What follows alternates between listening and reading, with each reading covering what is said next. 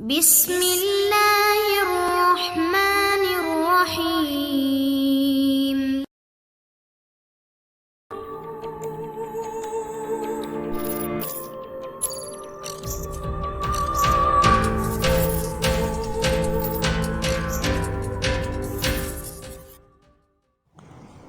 अस्सलाम वालेकुम दोस्तों।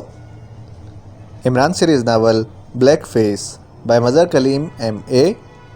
अगर आपने अभी तक हमारे चैनल जासूसी दुनिया को सब्सक्राइब नहीं किया तो सब्सक्राइब करें और बेल आइकन पर क्लिक कीजिए।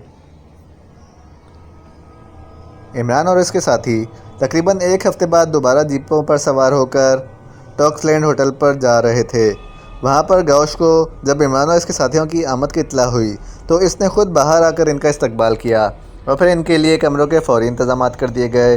जबकि इमरान गौश के ऑफ़िस में आ गया। मैंने तुम्हें कहा था कि मेरी गैर हाज़िरी में होने वाली हर बात से बाखबर रहने की कोशिश करना। क्या कोशिश कामयाब हुई है? इमरान ने मुस्कुराते हुए कहा। प्रिंस, एक तब्दीली तो ये आई है कि अड्डे का security chief Anthony black face का नंबर 2 बन गया है। यहाँ मौजूद इसके बाकायदा इत्तला दी गई है। और दूसरी अहम बात यह है कि मागूरा कबीले को जंगल से मुंतकिल कर दिया गया है। गौश ने कहा तो इमरान बेख्तियार उछल पड़ा। इसके चेहरे पर हैरत के तासुरात उभर आए थे। क्या कह रहे हो? मागूरा कबीले को जंगल से शिफ्ट कर दिया गया है? ये कैसे मुमकिन है? ये तो बहुत बड़ा कबीला है और ये सदियों से यहाँ रह रहा है। वो कैसे शिफ्ट हो सकता है? और कहाँ हुआ है और क्यों हुआ है? इमरान ने हैरत भरे लहजे में कहा। सरदार बूमे मेरे पास आया था। वो इसलिए आया था कि जाते हुए अपने साथ शराब का बहुत बड़ा कोटा ले जा सके। इसके साथ 4 कबायली भी थे। मैंने इसे अपने पास जो कुछ था वो भी दे दिया और बहुत सी शराब बसाक से मंगवा कर दे दी। मैंने इस सिलसिले में पूछगछ की। आखिर वो यकलख्त इस कदर भारी कोटा लेकर जा रहा है। आज से पहले तो इसने ऐसा कभी नहीं किया था।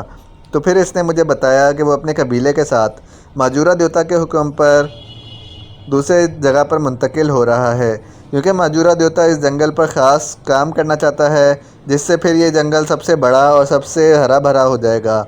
लेकिन इससे ज़्यादा इसने कुछ बताने से इनकार कर दिया। मैं ख़ुद भी ये खबर सुनकर बेहद हैरान हुआ था, क्योंकि बज़ाहिर ऐसा नामुमकिन था। चुनांचे मैंने इसकी शराब की बोतल में ख़ास दवा मिला दी। इसे नशा हो गया। और फिर जब मैंने इससे मज़ीद तफसील पूछी तो इसने नीम बेहोशी के आलम में सब कुछ बता दिया कि सरदार गैम्बो ने नायब सरदार एंथोनी को सब इख्तियारात दे दिए हैं और एंथोनी बेहद हमदर्द है। इसने माजूरा देवता की ख़ास दुआ की और माजूरा देवता को मनवा लिया कि मागोरा कबीले को तमाम दुनिया के कबीलों से बड़ा कबीला बना दिया जाए। मागोरा जंगल को तमाम दुनिया के जंगलों में सबसे बड़ा जंगल बना दिया जाए। इस कदर शिकार पैदा कर दे कि कभी ख़त्म ना हो और यहाँ के ज़मीन को इस कदर ज़रख़ेज़ कर दे कि वो हमेशा फलों से भरी रहे। यहाँ के पानी को इस कदर मीठा कर दे कि मागोरा जंगल का पानी सबसे अच्छा हो जाए। माजूरा देवता ने इसकी बात मान ली और इसे हुक्म दिया कि चूँकि ऐसा करने के लिए पूरा मागोरा कबीला मुंतकिल करना होगा, इसलिए मागोरा कबीले को जंगल खाली करना होगा। सिर्फ 10 मागोरा यहाँ रह सकते हैं। फिर नायब सरदार एंथोनी ने दूसरे कबीलों को कहा कि वो हमारे कबीले के लिए अपने यहाँ फ़ौरी झोपड़ियाँ तैयार कराएं और हमें वहाँ आज़ादी से रहने और शिकार की इजाज़त दें। चुनांचे इसके हुक्म पर तमाम कबीलों ने इजाज़त दे दी। इसके अलावा तमाम कबीलों के 10-10 कबायली भी यहाँ हैं, ताकि हमारे वहाँ रहने के बदले वो यहाँ शिकार कर सकें। इसके अलावा इसने बताया कि नायब सरदार और इसके आदमी ज़मीन से बाहर आ गए हैं और अब वो पूरे जंगल में ख़ास जगह पर चढ़कर वहाँ माजूरा देवता के अमल के लिए काले रंग के छोटे छोटे डब्बे बांध रहे हैं। हत्ता के देवता के शाजली पट्टी में जाकर भी दरख्तों में ऐसे डब्बे बांध रहे हैं। गौश ने कहा तो इमरान ने एक तवील सांस लिया। इसका मतलब है कि इन्हें इस बात का इल्म हो गया है कि हमें लिबर्टी के बारे में क्या मालूम हुआ है और हम क्या करना चाहते हैं। यकीनन इन लोगों ने वहाँ पहले से ख़ुसूसी साख के डिक्टाफोन नस्ब कर रखे होंगे और अब ये सारे इंतज़ामात हमारा शिकार खेलने के लिए की गए हैं। इमरान ने मुस्कुराते हुए कहा। लगता तो ऐसा ही है प्रिंस, लेकिन अब आप क्या करेंगे? मेरा ख्याल है कि अभी आप वहाँ ना जाएं, वरना आपकी इमदाद के लिए कोई भी ना होगा।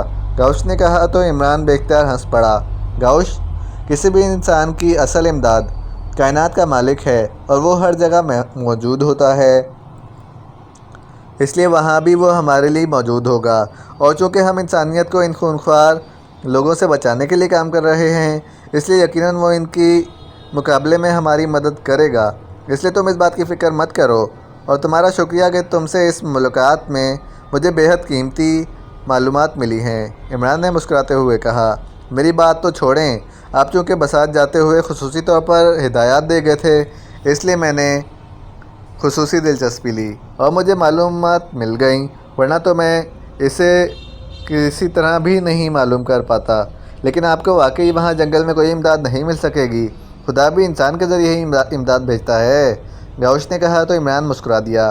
फ़िक्र मत करो, अब देखो तुम्हारे ज़रिए ये मालूमात भी हमें मिलना थी, ये भी खुदा की तरफ से ही इमदाद है। इस तरह वहाँ भी मिल जाएंगी। हमारा ईमान है कि खुदा जब मदद करता है तो इंसान के जहन में डाल देता है, दिल में ख्याल डाल देता है। बहुत से ज़रिए हैं इमदाद करने के, अलबत्ता अब एक और काम तुम्हें करना होगा। गाउश ने कहा, जी बिल्कुल। अब इस एंथोनी के कितने आदमी हैं? आपने जिसकी निशानदही की थी इसी से पता चला था, बाकी सब तो गायब हो गए। हालांकि मैंने इन्हें तलाश किया था, गाउश ने जवाब दिया। क्या तुम बसाक से कोई हेलीकॉप्टर मंगवा सकते हो? रकम की फ़िक्र मत करो, तुम जिस कदर चाहोगे मिल जाएगी। इमरान ने कहा, हेलीकॉप्टर तो मिल जाएगा, लेकिन क्या आप हेलीकॉप्टर पर वहाँ जाना चाहते हैं? लॉर्ड ने हैरत भरे लहजे में कहा, हाँ, अब पैदल जाने की ज़रूरत नहीं है। अब मैं चाहता हूँ कि इस एंथोनी ने वहाँ जिस किस्म के इंतज़ामात कर रखे हैं, तो वो हेलीकॉप्टर पर हम वहाँ उतर जाएं। वो हेलीकॉप्टर पर मिज़ाइल फायर नहीं कर सकता, इसलिए अब वहाँ हमारा जाना, पैदल जाना बेकार है। इमरान ने कहा, ठीक है, आप कमरे में चलें, मैं बात करके आपको बता देता हूँ। मुझे यहाँ टॉक्स में एक आदमी से खुद जाकर मिलना पड़ेगा, तभी हेलीकॉप्टर आ सकेगा। हुकूमत का हेलीकॉप्टर, क्योंकि इसके अलावा और कोई हेलीकॉप्टर यहाँ मौजूद नहीं है।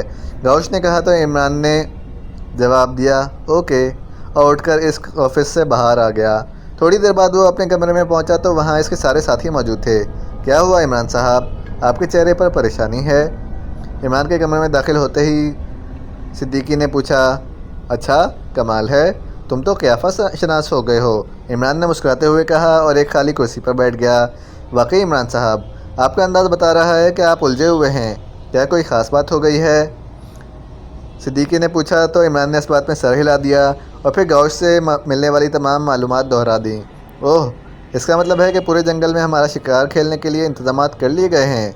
सिद्दीकी ने हैरान होकर कहा, अब इसका एक ही तरीका है कि इस जंगल में मौजूद तमाम लोगों को चुन चुन कर हलाक कर दिया जाए। इसके बाद एंथोनी को इस जगह से बाहर निकाला जाए। इमरान ने कहा, लेकिन ये कैसे होगा? इतने बड़े जंगल में चंद अफराद को कैसे तलाश किया जा सकता है जबकि वो छुपे हुए हों? सिद्दीकी ने कहा, मैंने इसका इंतज़ाम पहले ही कर लिया था, ताकि शाज़ली पट्टी को चेक करने का ये खुसूसी साका आला है, जिसे तुम वसी रेंज का मल्टी डिटेक्टर कह सकते हो। लाजमन इन लोगों के पास असलहा होगा, या अगर ये कबायली नेज़े वाले होंगे, अब चाहे ये कितने भी छुपे हुए क्यों ना हों, इस आले से निकलने वाली रेज़ इनकी निशानदही कर देंगी। मैंने हेलीकॉप्टर मंगवाया है, हम इस हेलीकॉप्टर पर पूरे जंगल का चक्कर लगाएंगे और ये लोग जहां मौजूद होंगे वहां फायर कर देंगे। इसके बाद जंगल में मौजूद डिक्टाफोन और ऐसी साइंसी मशीनरी को यह आला पिक कर लेता है। इसके लिए इसमें अलहदा निशानात मौजूद हैं। इस तरह पूरे जंगल में जहाँ भी मशीनरी मौजूद होगी इसे ट्रेस करके ख़त्म किया जा सकता है। इसका नतीजा ये होगा कि जंगल दुश्मनों से मुकम्मल तौर पर पाक हो जाएगा। दरिंदों को तो भगाया जा सकता है, जोसेफ और जोआना ये काम आसानी से कर सकते हैं। इसके बाद अड्डे में मौजूद एंथोनी और इसके आदमी बेबस होकर रह जाएंगे। इसके बाद इनके अड्डे और लिबर्टी को खुलवाना और इन्हें तबाह करने का काम बाकी रह जाएगा, वो हम इत्मीनान से कर लेंगे। इमरान ने कहा, वेरी गुड, वाकई इन हालात में इससे ज़्यादा अच्छा मंसूबा नहीं बन सकता। सिद्दीकी ने तहसीन आमेज़ भरे लहजे में कहा, वो अंदर से कॉल करके अपने लिए बाहर से भी तो मदद मंगवा सकता है। चौहान ने कहा तो इमरान देखता चौंक पड़ा। ओह हाँ, वाकई इस बात का मुझे ख्याल ना रहा था। ठीक है, इसका भी ख्याल रख लिया जाएगा, इमरान ने कहा और सब ने इस बात में सर हिला दिए।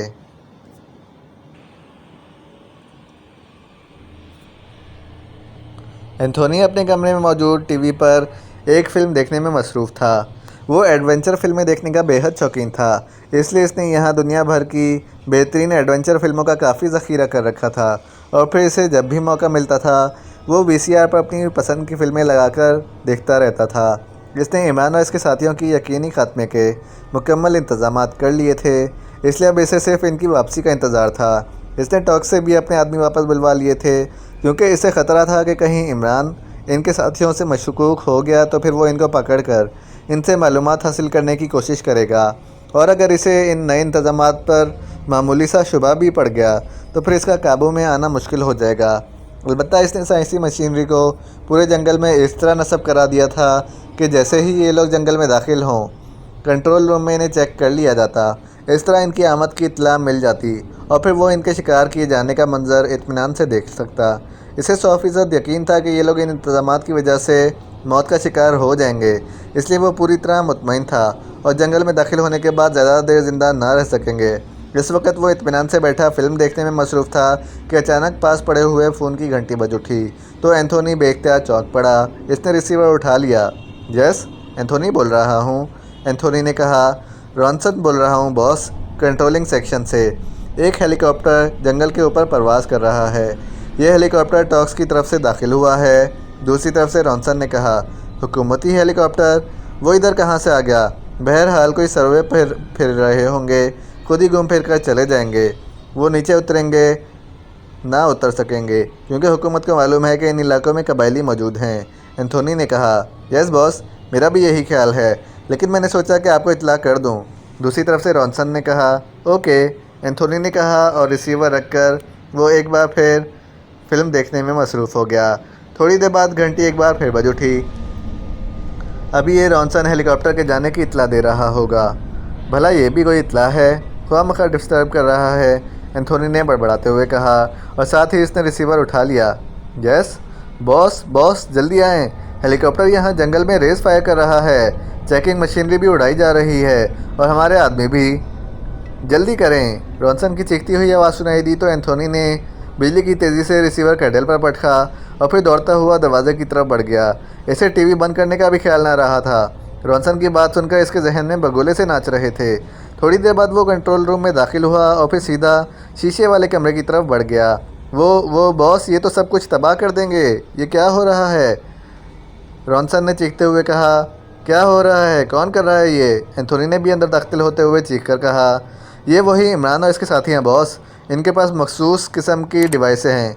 ये जंगल के ऊपर से चेकिंग करके फायर कर रहे हैं, रॉनसन ने कहा तो एंथोनी के होंठ भींच गए। इसकी नज़रें स्क्रीन पर जम गईं।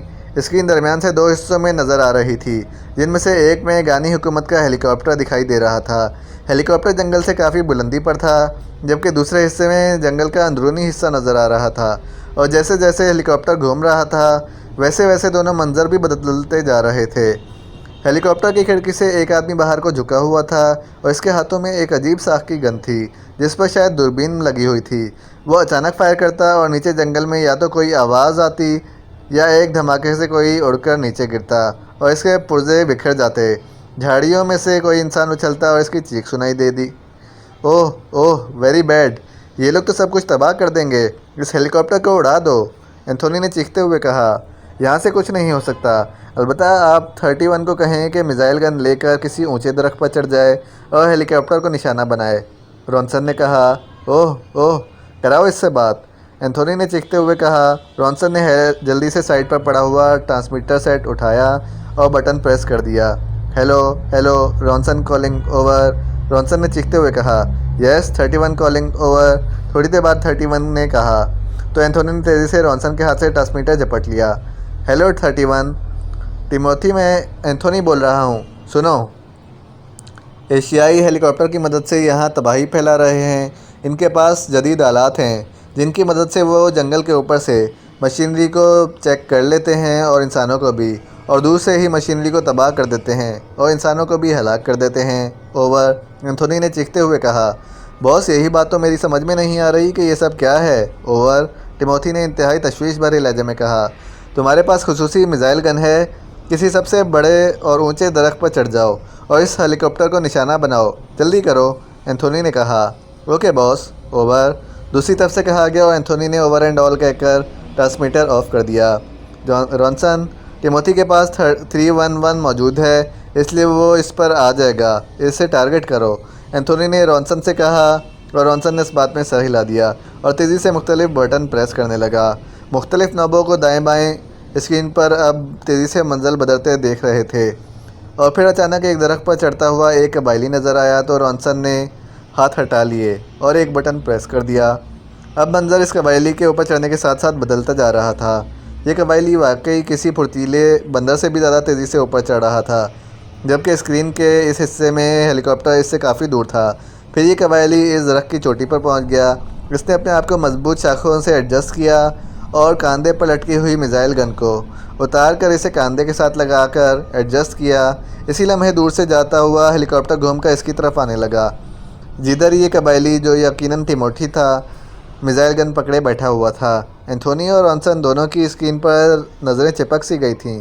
हेलीकॉप्टर का रुख अब टिमोथी की तरफ था और टिमोथी गन कंधे से लगाए साकत बैठा हुआ था। फायर करो अहमक, अब वो गन की रेंज में है, एंथोनी ने यकलख चीखते हुए कहा। और एन इसी लम्हे टिमोथी को झटका सा लगा और एक शोला सा निकला और ये शोला बिजली की सी तेज़ी से हेलीकॉप्टर की तरफ बढ़ा। इसी लम्हे हेलीकॉप्टर झटका खाकर नीचे हुआ। पायलट शायद इसे बचाना चाहता था। हेलीकॉप्टर के पायलट ने वाकई बेपनाह महारत से काम लिया था, लेकिन इसके बावजूद हेलीकॉप्टर ना बच सका और मिसाइल हेलीकॉप्टर के पंखे से टकराया और इसके साथ ही हेलीकॉप्टर से निकलने वाली गोली की तरह पायलट नीचे गिरा और दरख्तों में गायब हो गया। वेरी गुड, एंथोनी ने मुसरत से भरपूर नारा मारा और इसने तेज़ी से बटन प्रेस करने शुरू कर दिए, लेकिन वह बावजूद इस जगह को स्क्रीन पर ना ला सका जहां हेलीकॉप्टर नीचे गिरा था। थोड़ी देर बाद वो अपनी कोशिश में कामयाब हो गया और फिर घास पर बिखरे हुए पुर्जे स्क्रीन पर नज़र आने लग गए, जो आग की लपेट में थे। यूँ दिखाई दे रहा था जैसे सारी जगह तक दूर दूर तक चरागाह हो गया हो। कई दरख्त भी गिरे हुए थे और खासी तबाही नज़र आ रही थी। गुड, ये हुई बात, वेरी गुड, एंथोनी ने इंतहाई हैरत भरे लहजे, मुसरत भरे लहजे में कहा, क्योंकि ये बात अब यकीनी हो चुकी थी कि इसके साथी हेलीकॉप्टर के साथ ही ख़त्म हो गए हैं। लेकिन फिर इसकी यकलख तेज़ सुर्ख नज़र आने लगी और फिर यकलख सपाट हो गई। एंथोनी ने कहा, डिक्टाफोन आग की लपेट में आकर ख़त्म हो गया है बॉस, उसने कहा और एंथोनी ने बेख्तियार एक तवील सांस लिया। ये ख़तरनाक तरीन लोग तो ख़त्म हुए, अब टिमोथी इनको कॉल करेगा और चेक करेगा, एंथोनी ने कहा और ट्रांसमीटर का बटन प्रेस कर दिया। हेलो, एंथोनी कॉलिंग, ओवर, इसने बार-बार कॉल देते हुए कहा। Yes 31, attending you, over. थोड़ी देर बाद टिमोथी की आवाज़ सुनाई दी। गुड शो टिमोथी, तुमने ज़बरदस्त कारनामा सर अंजाम दिया है। हेलीकॉप्टर हिट हो गया है और इसमें मौजूद अफराद भी हिट हो गए हैं। जहां हेलीकॉप्टर गिरा है वहां का डिक्टाफोन आग में जल गया है, इसलिए अब हम इसे स्क्रीन पर नहीं देख सकते। तुम फ़ौरन वहां जाओ और इन लोगों की लाशें और इनके टुकड़ों को उठाकर इकट्ठे करो और फिर मुझे कॉल करके बताओ, ओवर, एंथोनी ने कहा। Yes boss, over. दूसरी तरफ से टिमोथी की आवाज़ सुनाई दी। मैं तुम्हारी तरफ से कॉल का शिद्दत से मुंतज़िर हूँ, ओवर एंड ऑल, एंथोनी ने कहा और इसके साथ ही इसने ट्रांसमीटर ऑफ कर दिया। लेकिन इसके चेहरे पर इस अजीम कामयाबी की मुसरत तूफ़ान की तरह दौड़ती नज़र आ रही थी।